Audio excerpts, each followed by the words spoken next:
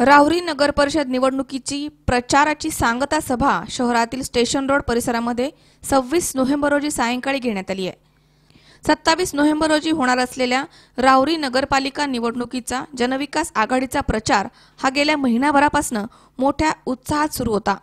या प्रचाराची 26 नोव्हेंबर रोजी सांगता सभा घेण्यात आली आहे। यावेळी बोलताना नगराध्यक्ष पदाचे उमेदवार प्राजक्त तनपुरे यांनी विरोधी मंडळावर कडाडून टीका केली आहे आणि त्यांनी विरोधी गटातील आरोपांना चोख उत्तर देऊन चांगलाच समाचार घेतलाय।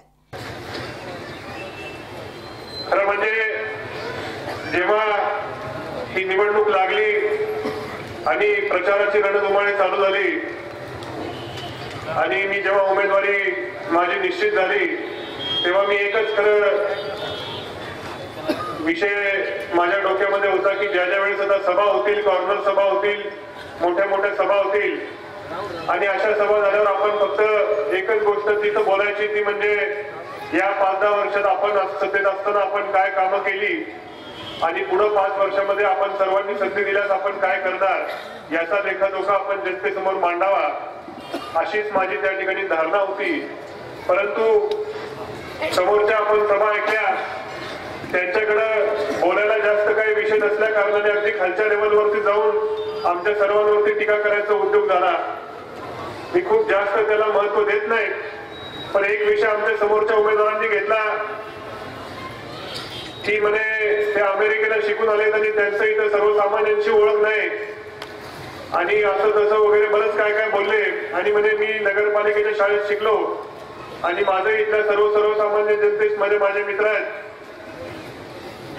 ठीक आहे, मलाही त्या एखाद्याचं शिक्षण कमी असेल त्याबद्दल मला काही बोलायचं नाही, परंतु मी सांगू शकतो की माझंही शिक्षण या ठिकाणी नूतन मराठी शाळा नंबर 1 इथं प्राथमिक शिक्षण माझं 4थी पर्यंत झालेलं आहे।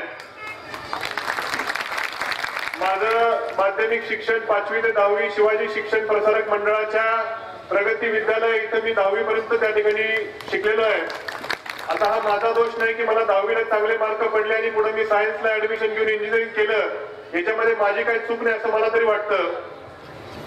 आणि त्या आधारे नंतर मी पुढे उच्च शिक्षण घ्यायला इंजिनिअरिंग केलं, जरा उच्च शिक्षण जगामध्ये घेतलं, परंतु सांगायचा हेतू असा की माझी या गावातल्या सर्वसामान्य माणसाशी माझं त्या ठिकाणी नाळ जोडली गेलेली आहे। या गावाच्या मातीमध्ये मी लहानचा मोठा झालेलो आहे आणि ते करत असताना या जगामध्ये नवीन नवीन काय तंत्रज्ञान आहे किंवा जगामध्ये जगभराच्या पाठीवर माझे मित्र आहेत आणि म्हणून या गावच्या सर्वसामान्य माणसाच्या विकासाकरता, या गावच्या सर्वसामान्य माणसाच्या जडणघडणी करता जर जगातलं नवीन तंत्रज्ञान त्या ठिकाणी काय मला माहित असेल, या जगातून काहीतरी नवीन नवीन गोष्टी जर मी इथं आणू शकत असेल तर मला वाटत नाही त्याच्यामध्ये माझा काही दोष आहे, काहीतरी चांगलंच या गावाकरता मी करू शकेल।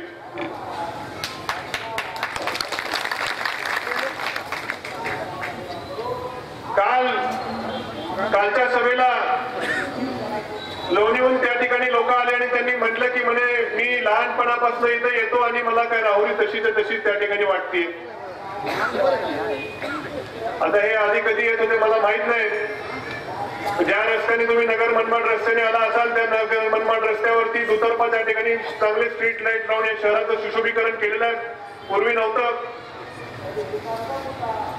आपण जर बघितलं या गणपती घाटची स्मशानभूमी असेल, ज्या पद्धतीने डेव्हलप केलेली आहे, खाली कॉन्क्रिटीकरण असेल, नवीन नवीन शेड उभारलेले आहेत, वृक्षारोपण आहे, त्याचबरोबर मुस्लिम कब्रस्तान आहे, त्याचाही चांगला विकास त्या ठिकाणी झालेला आहे।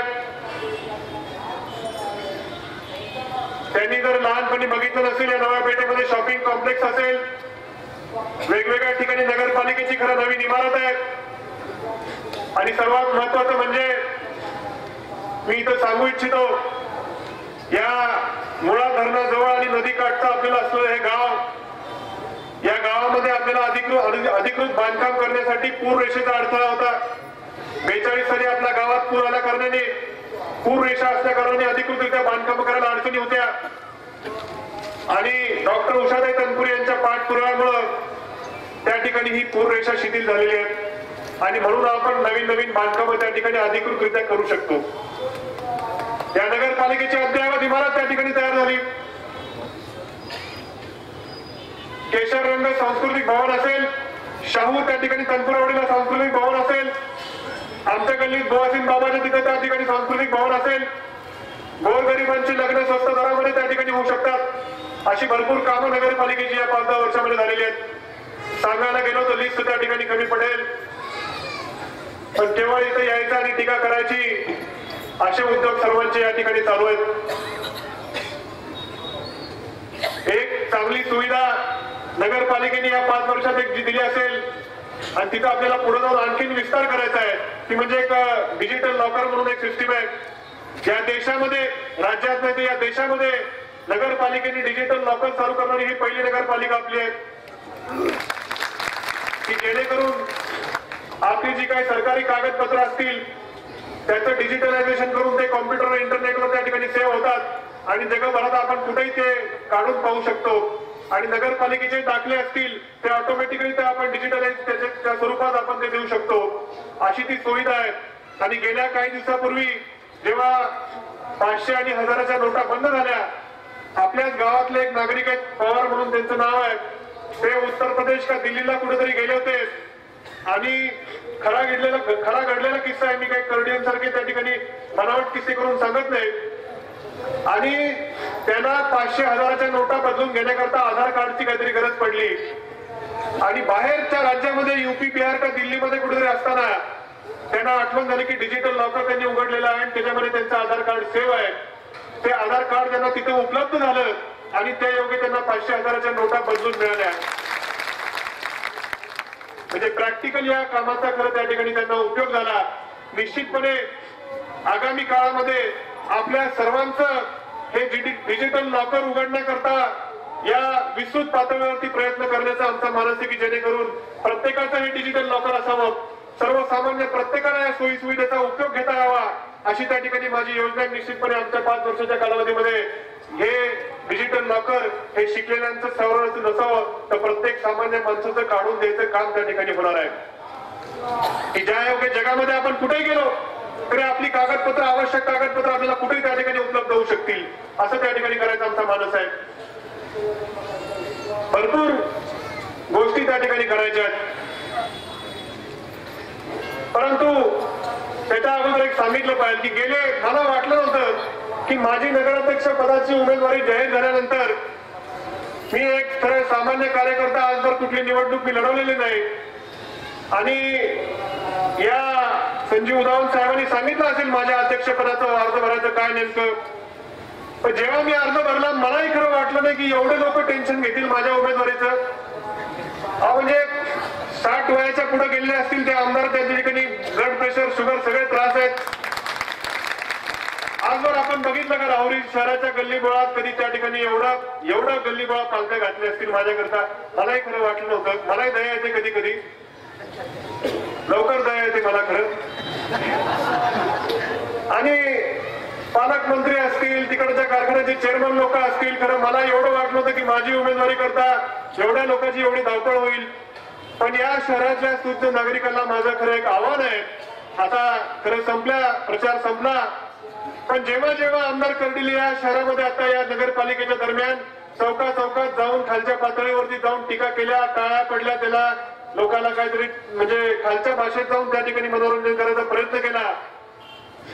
पण माझं एक आव्हान आहे की नगरपालिकेच्या निवडणुकीला तुम्ही इथं आलात, पण आमदार म्हणून या शहराकरता तुमची जी काही जबाबदारी आहे, आमदार म्हणून या शहराकरता तुमचं जे काय उत्तरदायित्व आहे, या शहरातून तुम्हाला मतदान पडलेलं आहे, नेमकी कोणती कामं तुम्ही आमदार म्हणून या शहराकरता केलेली आहेत.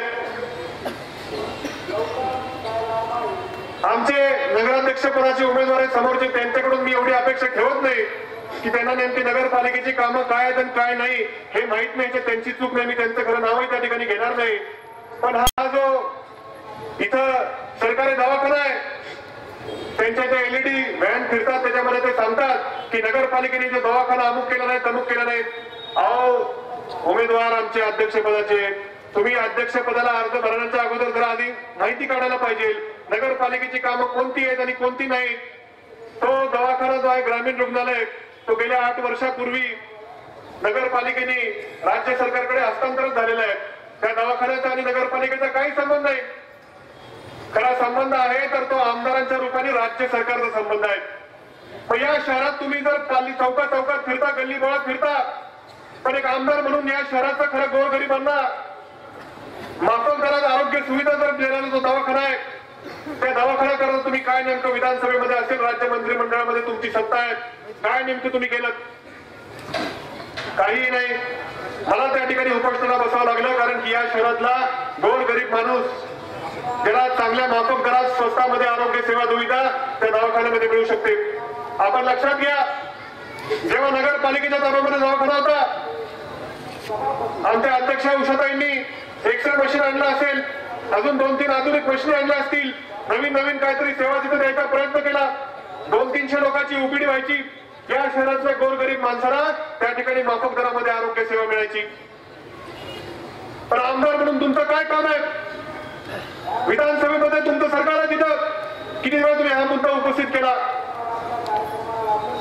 या शहराच्या बाहेर MIDC आहे. आदरणीय माजी आमदार प्रसाद तनपुरे यांच्या आमदारकीच्या काळामध्ये शेवटच्या टर्म मध्ये त्यांनी MIDC मंजूर करून त्या ठिकाणी आणलेली आहे.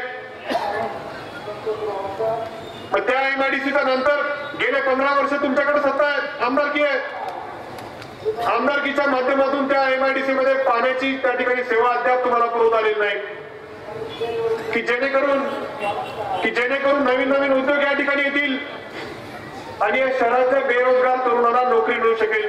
हे काम नगरपालिकेचं नाही, हे आमदार म्हणून तुमची जबाबदारी आहे. भले आमच्या अध्यक्षपदाला उमेदवारांना ते कळत नसेल, पण तुम्हाला ते कळायला पाहिजे. पण आमदार म्हणून तुमची कामं आहेत ती तुम्ही बाजूला ठेवता आणि नगरपालिकेचा त्या ठिकाणी इथे येऊन प्रचार करता. तुम्ही लक्षात घ्या, 2.5 वर्षापूर्वी विधानसभेला इथे आले होते, काय आश्वासन दिली होती? म्हणजे माझं सरकार येऊ द्या, माझा मुख्यमंत्री येऊ द्या, जायकवाडीला जाणारं पाणी मुख्यमंत्र्याच्या मानगुटीवर बसून मी थांबवेल, असं बोलले होते का नाही? आज सरकार कुणाचं आहे? मुख्यमंत्री कुणाचा आहे? कुठे गेल्या घोषणा? अजून एक या तालुक्याच्या तिकडं उत्तरेकडच्या भागामध्ये एक घोषणा केली, निळवंडे धरणाचं काम मी 2 वर्षात कालवे इथं आणणार. आपल्या जोगेश्वरी आखाड्यापर्यंत कालवे येऊ शकतात. म्हणजे काय म्हणले होते? 2 वर्षात कालवे आणेल, नाहीतर मत मागायला येणार नाही. आम्ही त्या जोगेश्वरी आखाड्यात त्यांनी सभा घेतली नाही, कदाचित याच्यामुळे घेतली नसेल बहुतेक.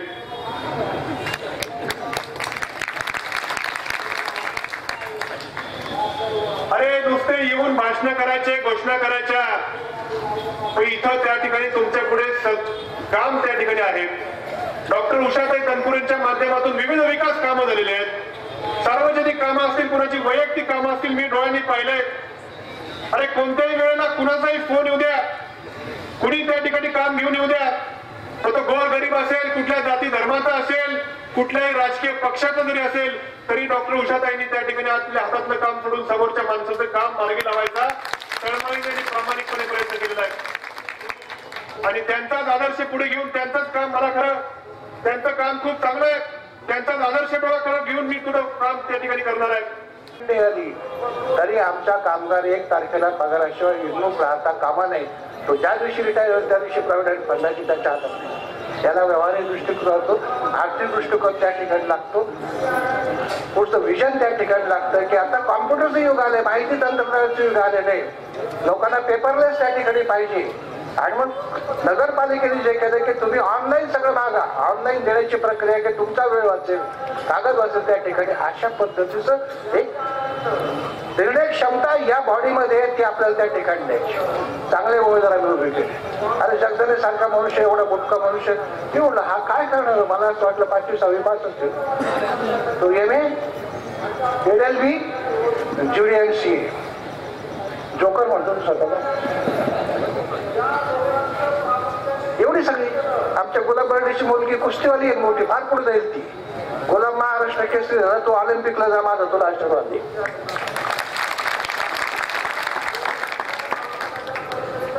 हे सगळं याच्यासाठी दृष्टिकोन लागतो, चांगली माणसं लागतात, चांगल्या विचाराची. पलीकडे विचार करा बरं, काय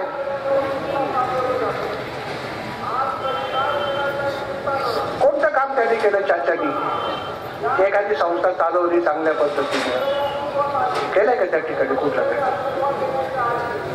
काहीच नाही, फक्त आम्हाला निवडून द्या एवढंच फक्त त्या ठिकाणी. म्हणून त्याच्यातला पोकळ काढा त्या विकास मंडळाचा, त्या मंडळाचा, परिवर्तन मंडळाचा. कृपा करून लक्षात आहे की ही माणसं काही करू शकत नाही. मी मगाशी सांगितलं शहर विस्तारते, वाकाडापर्यंत त्या ठिकाणी प्लॉटिंग झाले, राहुरी कॉलेजपर्यंत लोकांनी जमिनी घेतल्या. आर्किटेक्ट येवलेंच्या त्या तिकडं मी गेलो होतो मुद्दाम पाहायला, केशव मंगल कारणाचे तिथं 200-300 एकरच्या जमिनी येणे झाल्यात. लोक वाट पाहतात त्या ठिकाणी. कोट्यावधी रुपयाच्या इन्व्हेस्टमेंट झालेल्या आहेत आणि अयोग्य माणसाच्या हातामध्ये जर नगरपालिका दिली तर तुम्हाला आज जे मिळतोय ते कदापिही मिळणार नाही. कृपा करून लक्षात ठेवा. म्हणून मगाशी सांगितलं हे सगळं कमावलंय. आता याच्यामध्ये आपल्याला भर टाकायची, मागं यायचं नाही आणि त्याच्यासाठी सुशिक्षित लोकांची, व्यवहारी लोकांची, सगळ्यांची त्या ठिकाणी आपल्याला आवश्यकता आहे. आणि ती आवश्यकता प्राजू असेल, उषा असेल, आणखी सगळे आमचे भुजाडी पाटील आहेत, रामदास पाटलांचे नातू एक जीवाने काम करतील एवढी मला खात्री त्या ठिकाणी. आणि म्हणून आपल्याला परत एकदा राहुरीचा सन्मान वाढायचा आहे. एक स्मार्ट सिटी, आता जे झालं ते झालं जाऊ द्या त्या ठिकाणी, पण नियोजन पद्धतीने आपल्याला एक चांगलं शहर या ठिकाणी, मोठे रस्ते, रुंद रस्ते, स्ट्रीट लाईटची व्यवस्था चांगली आहे, ड्रेनेजची व्यवस्था चांगली आहे, कचऱ्याची विल्हेवाट लावायची व्यवस्था चांगली आहे, अशा पद्धतीचं नगरपालिकेला अभिप्रेत असं शहर आपल्याला वाढवायचं. त्याच्यासाठी तुमच्या सगळ्यांची आवश्यकता आहे त्या ठिकाणी. म्हणून आपल्याला सगळ्यांना सांगतो हे जर तुम्हाला पाहिजे असेल, 5 वर्षामध्ये तुम्हाला आणखी प्रगती करायची असेल, आणखी नगरपालिकेच्या सुविधा तुम्हाला पाहिजे असतील, महिलांना सबलीकरण असेल, अपंगांना संरक्षण असेल, सगळं जर करायचं असेल, आपण मागाशी सांगितलं की या नगरपालिकेने सगळं चांगलं काम केलं. जे अनेक कारण सांगितलं, एक माझ्याकडे राहून गेलं की स्मशानभूमी सुद्धा हा काय तसा विषय आहे, पण अतिशय चांगली स्मशानभूमी आपण केली, जमीन विकत घेतली. यावेळी माजी खासदार प्रसाद तनपुरे, विक्रम गाडे, आर तनपुरे, ज्ञानेश्वर जगधने, आयुब पठाण, रामदास धुमाळ, लक्ष्मी देशमुख आदींनी आपले मनोगत व्यक्त केले. यावेळी व्यासपीठावर मावळत्या नगराध्यक्षा डॉक्टर सौ उषाताई तनपुरे, श्वेताताई तनपुरे, रामदास धुमाळ, अरुण तनपुरे, सुरेश बाफना, चंद्रकांत चुत्तर, संजीव उदावंत, सलीमबाई शेख, YS तनपुरे, सौ सोनाली उदावंत, सौ निर्मला मालपाणी आदींसह नगरसेवक पदांचे सर्व उमेदवार उपस्थित होते. तर सभेसाठी शहरातील हजारो नागरिक या ठिकाणी उपस्थित होते. सभा संपल्यानंतर मांजर बोक्याची चर्चा नागरिकांमधून सुरू होती. या मांजर बोक्याच्या बातमीचा पेपर गेल्या 2 दिवसांपासून शहरातील प्रत्येक नागरिकांच्या हातामध्ये दिसतोय. तर मांजर बोक्याची बातमी नागरिक मोठ्या चवीने वाचतायत. आता ही मांजर कोण आणि बोका कोण याबाबत शहरामध्ये मोठी चर्चा सुरू आहे. दरम्यान या निवडणुकीमध्ये आमचा विजय निश्चितच होणार असा विश्वास नगराध्यक्ष पदाचे उमेदवार प्राजक्त तनपुरे यांनी व्यक्त केलाय. मनोज साळवे, C24 तास, राहुरी.